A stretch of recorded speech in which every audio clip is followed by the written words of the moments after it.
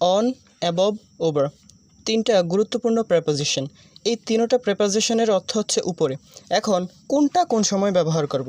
এটা আমরা মনে রাখবো যে অন হবে তখন যখন জিনিসটা উপরে থাকবে এবং লাগালাগি অবস্থায় থাকবে, এবং অ্যাবভ হবে তখন যখন উপরে থাকবে কিন্তু ফাঁকা থাকবে। ওভার হবে তখন যখন উপরে থাকবে এবং গতিশীল থাকবে। যেমন the pen is dash the table. এখানে পেনটি কিসের ওপর? টেবিলের উপর। তো এখানে টেবিলের উপর যখন থাকে সেটা তো লাগালাগি অবস্থায় থাকে, তাই না? তো এখানে হবে কি? অন। তারপর the ceiling is dash my head. আমার মাথার উপর ছাদ বা সিলিং। তো এইখানে সিলিং থাকলে তো এটা আমাদের লাগালাগি অবস্থায় থাকে না, ফাঁকা থাকে। এজন্য এখানে আমরা ইউজ করব অ্যাবোভ। তারপর the sky is dash my head. আমার মাথার উপর আকাশ। তো এখানে আকাশ তো আমার মাথার উপর লাগালাগি অবস্থায় থাকে না, ফাঁকা থাকে এবং গতিশীলও থাকে না। এজন্য এখানে আমরা ইউজ করব অ্যাবোভ।